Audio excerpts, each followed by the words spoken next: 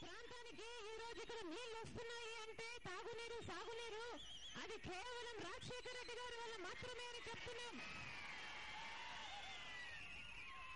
కిరణ్ కుమార్ రెడ్డి గారికి ఇంకొక మాట కూడా చెప్తున్నాం. ఒక మనిషి మంచితనాన్ని గుర్తుపెట్టుకోవడము సంస్కారం అవుతుంది.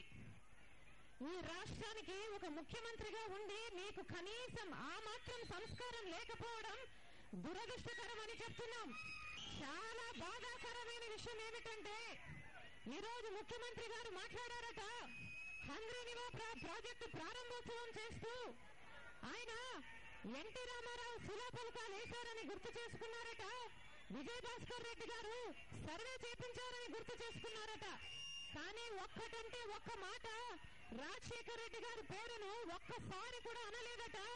ఈ ప్రాజెక్టు చేసింది నిజానికి రాజశేఖర్ రెడ్డి గారు అయితే ఒక్కసారి అంటే ఒక్కసారి కూడా ఈ ముఖ్యమంత్రి గారు రాజశేఖర్ రెడ్డి గారి మాటను కూడా ఉచ్చరించలేదట.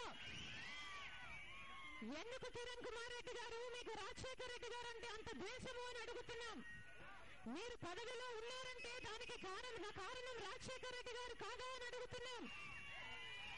ఈ ప్రజలు రాజశేఖర్ రెడ్డి గారి పనితీరును గమనించి ఆయన ముఖ్యమంత్రి కావాలని ఓటేస్తే కాంగ్రెస్ ప్రభుత్వం అధికారంలోకి వచ్చింది.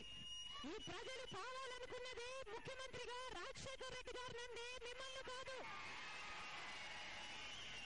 కిరణ్ కుమార్ రెడ్డి గారు ఎన్నికై ముఖ్యమంత్రి కాలేదు.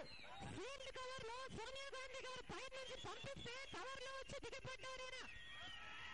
అసలు సోనియా గాంధీ కంటికి కనిపించడానికి కూడా ఈయన రాజశేఖర్ రెడ్డి గారే కారణం. రాజశేఖర్ రెడ్డి గారు ఈయనను స్పీకర్ గా చేయకపోతే ఈయన సోనియా గాంధీ గారి కంటికి కనిపించేవారా అని అడుగుతున్నాం. అలాంటిది ఒక్కసారి కూడా రాజశేఖర్ రెడ్డి గారు మాట అనలేదంటే మనసుకు చాలా బాధ అనిపించింది. ఈ రోజు హంద్రీనివా ప్రాజెక్ట్ అయిపోయిందంటే దానికి కారణం కేవలం రాజశేఖర్ రెడ్డి గారు.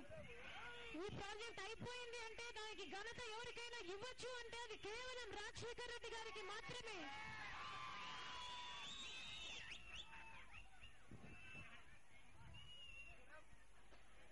మేము గర్వంగా చెప్తున్నాం, ఈ ప్రాజెక్టు రాజశేఖర్ రెడ్డి గారు కన్న కళ. ఈ ప్రాజెక్టు పూర్తయింది అంటే అది కేవలం రాజశేఖర్ రెడ్డి గారి వల్ల మాత్రమే పూర్తయింది.